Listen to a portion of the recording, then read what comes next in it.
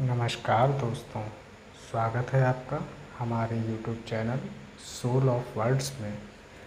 आज हम आपके लिए हरतालिका तीज की पूजा विधि, हरतालिका तीज की व्रत कथा, हरतालिका तीज का शुभ मुहूर्त और हरतालिका तीज के महत्व के बारे में एक वीडियो लेकर आए हैं।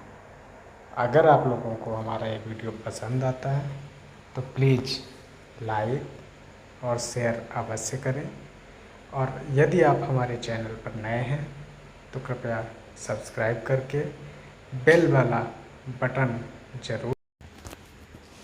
हरतालिका तीज व्रत को सुहागिनों के अलावा कुंवारी कन्याएं भी रखती हैं। मान्यता है कि इस व्रत के पुण्य प्रभाव से कुंवारी कन्याओं को मनचाहा वर मिलता है। अखंड और सुखद दाम्पत्य की कामना का व्रत हरतालिका तीज भाद्रपद के शुक्ल पक्ष की तृतीया को मनाया जाता है। इस तीज पर स्त्रियां व्रत रखकर भगवान गणेश एवं शिव पार्वती का पूजन अर्चन कर अपने सुखद दाम्पत्य जीवन एवं परिवार की खुशियों के लिए मंगल कामना करती हैं। इस व्रत को निर्जला रहकर किया जाता है और रात में भगवान शिव और माता पार्वती के गीत और आरती वगैरह किया जाता है। हरतालिका तीज व्रत का महत्व क्या है? मान्यता है कि इस व्रत को रखने से अखंड सौभाग्य की प्राप्ति होती है। इस दिन सुहागिन महिलाएं निर्जला और निराहार व्रत रखकर पति की लंबी आयु के लिए व्रत रखती हैं। हरतालिका तीज व्रत को सुहागिनों के अलावा कुंवारी कन्याएं रखती हैं। मान्यता है कि इस व्रत के पुण्य प्रभाव से कुंवारी कन्याओं को मनचाहा वर मिलता है। हरतालिका तीज 2022 का शुभ मुहूर्त। हरतालिका तीज सुबह का मुहूर्त सुबह 5:57 से सुबह 8:31 तक है, जिसकी कुल अवधि 2 घंटे 33 मिनट है। हरतालिका व्रत की पूजन विधि। सौभाग्यवती स्त्री को चाहिए कि वह प्रातःकाल स्नान आदि नित्य क्रिया से शुद्ध होकर आसन पर पूर्व मुख बैठें। बाएं हाथ में जल लेकर दाहिने हाथ से ओम अपवित्रा पवित्रो वा सर्पावस्थां गतोऽपि वा या स्मरेत पुंडरीकाक्षं स बाहाय भवन्तरः शुचि।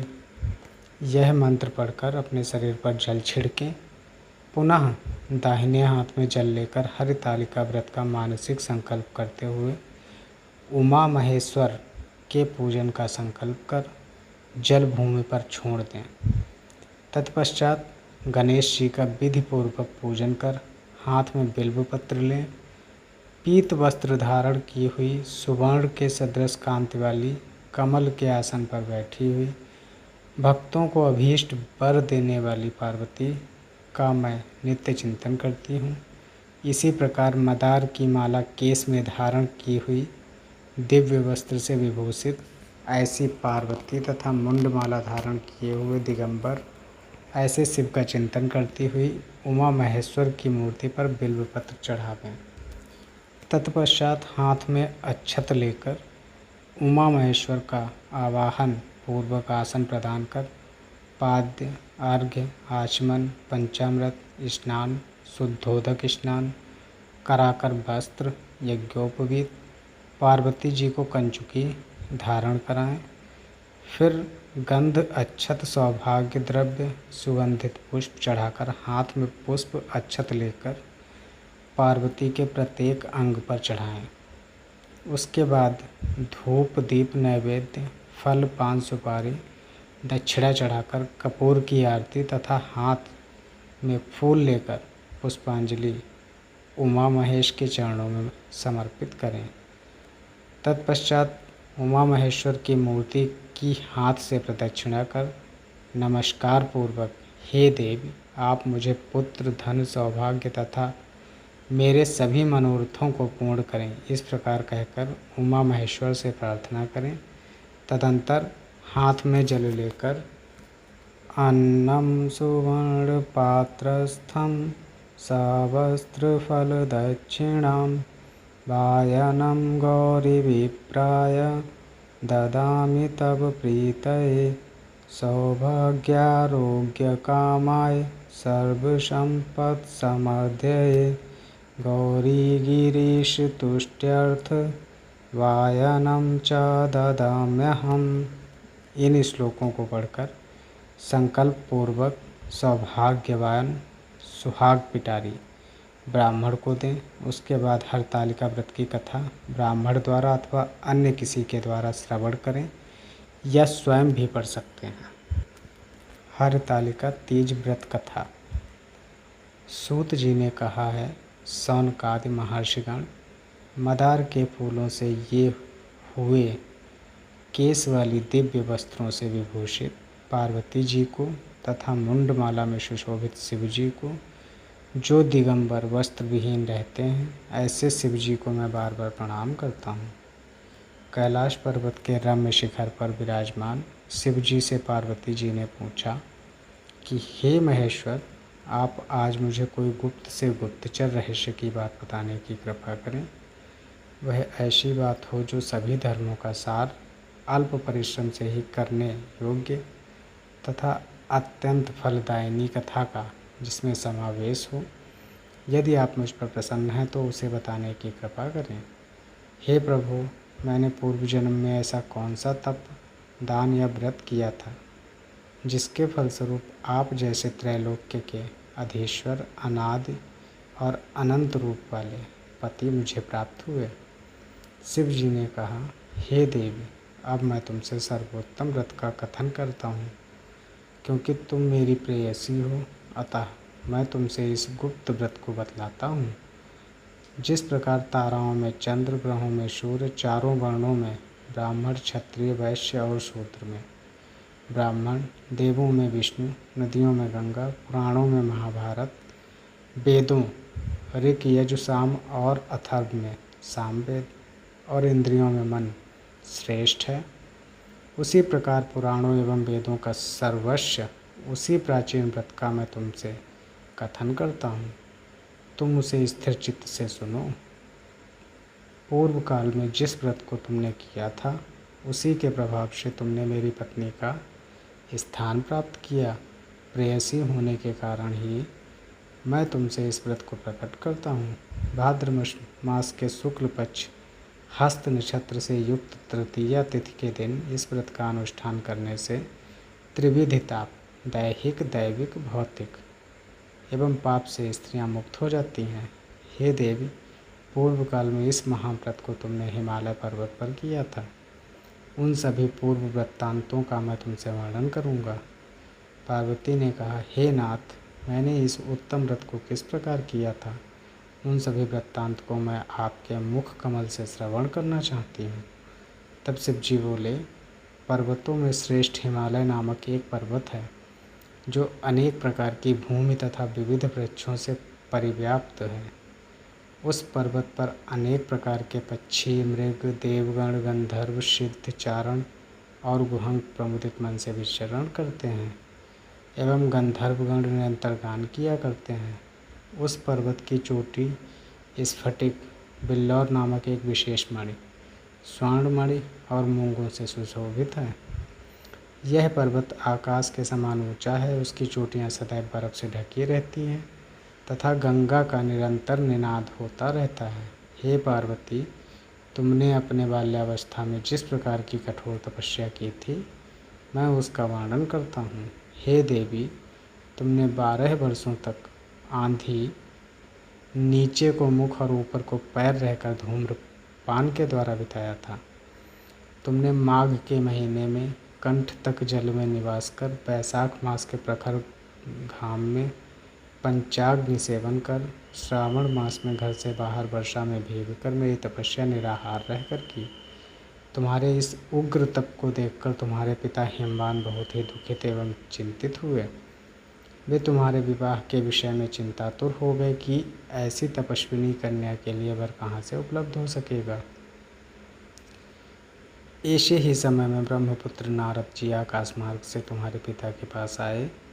तुम्हारे पिता ने उन मुनि श्रेष्ठ की अर्घ्य, पाद्य, आसन आदि देकर पूजा। हिमवान ने कहा, हे मुनि प्रवर, आप अपने आने का कारण बतलाइए, क्योंकि परम सौभाग्य से ही आप जैसे महानुभावों का आगमन होता है। उत्तर में नारद मुनि ने कहा, हे पर्वत राजा, आप मेरे आने का कारण जानना चाहते हैं तो सुनिए। मुझे भगवान विष्णु ने आपके पास संदेश वाहक के रूप में भेजा है और कहा है कि अपने इस कन्या रत्न को किसी योग्य पुरुष के ही हाथ में अर्पित करें। संपूर्ण देवों में वासुदेव से बढ़कर अन्य कोई देव नहीं है, इसलिए मेरी भी यही राय है कि आप अपनी कन्या भगवान विष्णु को सौंपकर जगत में यशस्वी बने। नारद जी की बात सुनकर हिमालय ने कहा, यदि भगवान विष्णु ने इस कन्या को ग्रहण करने की स्वयं इच्छा की है तो मुझे कोई आपत्ति नहीं है, क्योंकि आपकी सम्मति है। इसलिए अब आज से इस संबंध को निश्चित ही समझिए। हिमवान द्वारा इस प्रकार का निश्चयात्मक उत्तर पाकर नारद जी उस स्थान से अंतर्ध्यान होकर शंख, चक्र, गदा एवं पद्मधारी विष्णु के पास उपस्थित हुए। उन्होंने हाथ जोड़कर प्रणाम करते हुए विष्णु भगवान से कहा, हे देव, मैंने आपका विवाह संबंध पर्वतराज हिमवान की पुत्री से निश्चित कर दिया। उधर हिमवान ने प्रसन्न होकर तुमसे कहा कि हे पुत्री, मैंने तुम्हारा विवाह भगवान विष्णु के साथ पक्का कर दिया है। पिता द्वारा विपरीतार्थक वाक्य सुनकर तुम अपनी सखी के घर चली गईं और वहीं भूमि पर लुंठित होकर अत्यंत विलाप करने लगीं। तुम्हें रुदन करते देखकर तुम्हारी सहेलियों ने तुमसे पूछा कि हे देवी, तुम अपने दुख का कारण मुझे बतलाओ, हम सभी निस्संदेह आपका कार्य पूरा करेंगी। सखियों द्वारा आश्वासन पाकर तुमने उत्तर दिया, हे सखी, आप सभी सुनिए, मेरी इच्छा महादेव जी के साथ विवाह करने की है, परंतु मेरे पिता ने मेरी इच्छा के विरुद्ध कार्य किया है, अर्थात उन्होंने विष्णु भगवान के साथ विवाह करने का नारद जी को वचन दे दिया है। इसलिए सखियों, अब मैं अपने इस शरीर का निश्चित रूप से परित्याग करूंगी।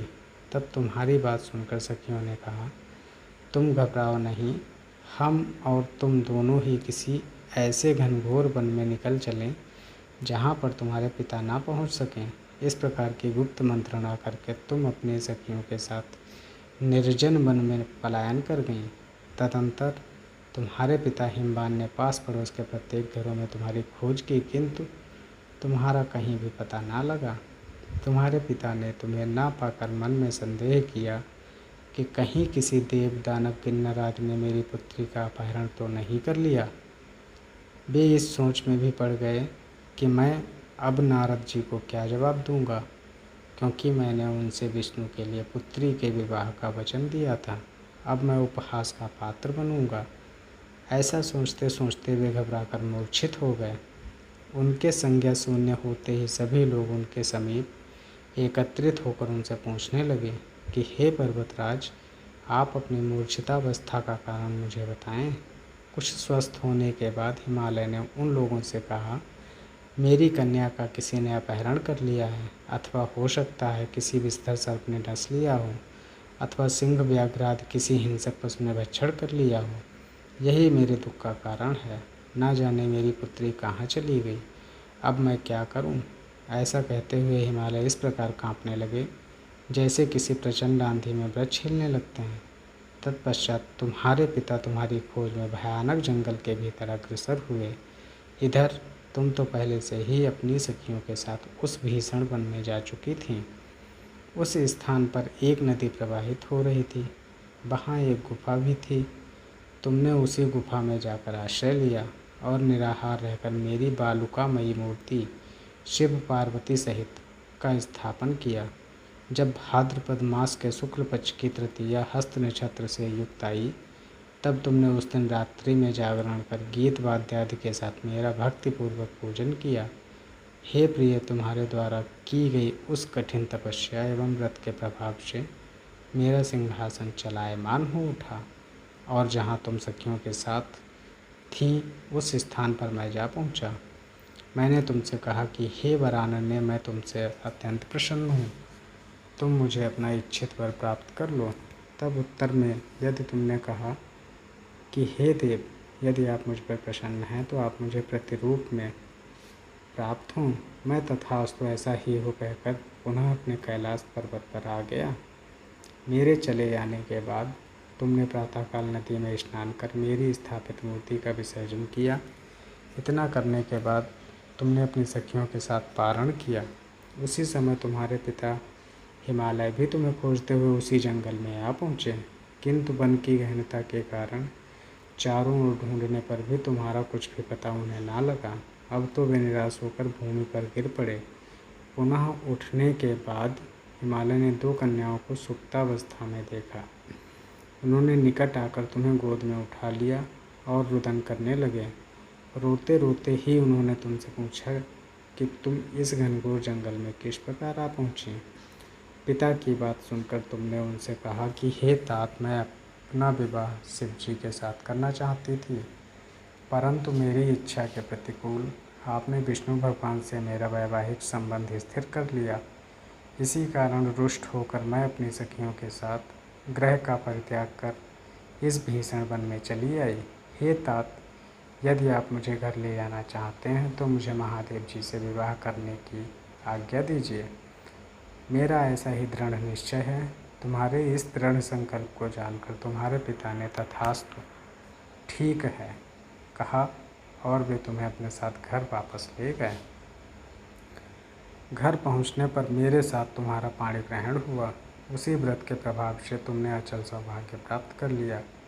मैंने आज तक इस व्रत का कथन किसी से नहीं किया है। हे देवी, तुम अपनी सखियों के द्वारा अपना हरण की गई, इसी से इस व्रत का नाम हरितालिका पड़ा। हरितालिका तीज व्रत के विधान एवं महात्म्य। सौभाग्य की कामना करने वाली सभी नारियों के लिए यह व्रत करने योग्य है, क्योंकि यह व्रत स्त्रियों का सौभाग्यदायक है। सर्वप्रथम केला के खंभों से एक मंडप का निर्माण करें। तदंतर उस मंडप को विविध वर्णों के वस्त्रों से आच्छादित कर उसमें सुगंधित चंदन का लेपन करें। फिर उसमें पार्वती सहित शंकर जी की मूर्ति बनाकर स्थापित करें और शंख, भेरी, मृदंग आदि बाजों को बजाकर विविध प्रकार के सुगंधित पुष्पों एवं नैवेद्य आदि चढ़ाकर पूजा करें। पूजन के बाद उस दिन रात्रि में जागरण करें।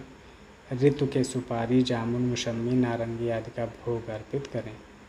पूजा अनुसार नारियल, तत्पश्चात 5 मुख वाले शांति स्वरूप एवं त्रिशूलधारी शिव को मेरा नमस्कार है ऐसा कहकर नमन करें। नंदी, भृंगी, महाकाल आदि गणों से युक्त शिव को मेरा नमस्कार है तथा सृष्टि स्वरूपिणी प्राकृतिक शिव की कांता पार्वती जी को मेरा नमस्कार है। हे सर्वमंगल प्रदायिनी जगन्मय शिवरूप कल्याणदायिके शिवरूपे शिवे शिव स्वरूपा, तेरे तथा शिवा के निमित्त एवं ब्रह्मचारिणी स्वरूप जगतधात्री के लिए मेरा बार बार प्रणाम है। हे सिंहवाहिनी, आप भवताप से मेरा त्राण करें। हे माहेश्वरी, आप मेरी संपूर्ण इच्छाएं पूर्ण करें। हे मातेश्वरी, मुझे राज्य, सौभाग्य, संपत्ति प्रदान करें। इस प्रकार कहकर शिव जी के साथ पार्वती जी की पूजा स्त्रियों को करनी चाहिए। विधिवत कथा श्रवण करने के पश्चात सामर्थ्य के अनुसार ब्राह्मण को अन्न, वस्त्र एवं धन प्रदान करें। तदंतर भूयसी दक्षिणा देकर संभव हो तो स्त्रियों को आभूषण आदि भी दें। इस सौभाग्यवर्धिनी पुनीत कथा को अपने पति के साथ श्रवण करने से नारियों को महान फल की उपलब्धि होती है। इस विधि से जो स्त्रियां इस व्रत को करती हैं उन्हें 7 जन्मों तक राज्य, सुख एवं सौभाग्य प्राप्त होता है। व्रत के दिन जो नारी अन्न का आहार ग्रहण करती है वह 7 जन्म तक संतानहीनता एवं विधवा होती है।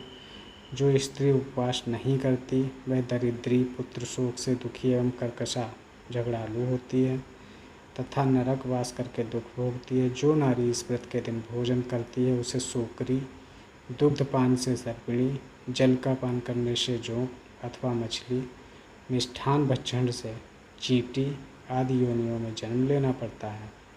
अनुष्ठान की समाप्ति पर नारियों को चाहिए कि वे चांदी, सोने, तांबे अथवा इन सभी के अभाव में बांस की डलिया में वस्त्र, फल, पकवान आदि रखकर दक्षिणा के साथ ब्राह्मण को दान करें। अंत में दूसरे दिन व्रत का पारण करें। जो नारियां इस विधि से व्रत का अनुष्ठान करती हैं वे पार्वती जी के समान अनुकूल पति को प्राप्त कर इस लोक में सभी सुखों का उपभोग करती हुई अंत में सायुज्य मुक्ति प्राप्त करती हैं। इस कथा के श्रवण कर लेने से ही स्त्रियां हजारों अश्वमेध यज्ञ एवं सैकड़ों वाजपेय यज्ञ के करने का फल प्राप्त करती हैं। हरितालिका व्रत्योद्यापन विधि। हरितालिका का व्रत रखने के बाद उसका उद्यापन कैसे करें। इस व्रत के उद्यापन करने वाली स्त्री को स्नान आदि नित्य क्रिया से निर्वस्त्र होकर नया वस्त्र धारण करना चाहिए। फिर पूर्व की ओर मुँह करके आसन ग्रहण करें। दाहिने हाथ की अनामिका अंगुली में पैतृ पवित्री पहनकर ब्राह्मणों द्वारा स्वस्ति वाचन कराएं। तत्पश्चात गणपति एवं कलश का पूजन करें। एक कलश पर चांदी की शिव की तथा दूसरे कलश पर स्वर्ण की गौरी की प्रतिमा स्थापित करें। इसके बाद ब्राह्मण को दक्षिणा आदि देकर उनसे आशीर्वाद ग्रहण करें। दूसरे दिन प्रातः काल वेदी में अग्नि स्थापित कर 108 बार आहुति देवें। हवन की सामग्री में काला तिल और घृत सम्मिलित होना चाहिए। हवन के अंत में नारियल में घी भरकर उसे लाल कपड़े से लपेटकर अग्नि में हवन कर दें। पूर्णाहुति के पश्चात 16 सौभाग्य पिटारी में पकवान भरकर दक्षिणा के साथ 16 ब्राह्मणों को दान करें। यदि संभव हो तो सभी ब्राह्मणों को एक एक वस्त्र भी प्रदान करें। गाय दे सकें तो ब्राह्मण को गोदान भी करें। तदंतर 16 ब्राह्मणों को भोजन कराकर उन्हें तांबूल और दक्षिणा देकर उनसे आशीर्वाद प्राप्त करें। इसके बाद हाथ में अक्षत लेकर सभी स्थापित देवों और अक्षत छिड़कते हुए उनका विसर्जन करें। इन सभी कृत्यों के कर लेने के बाद ही स्वयं अपने बंधु बांधवों के साथ भोजन करना चाहिए।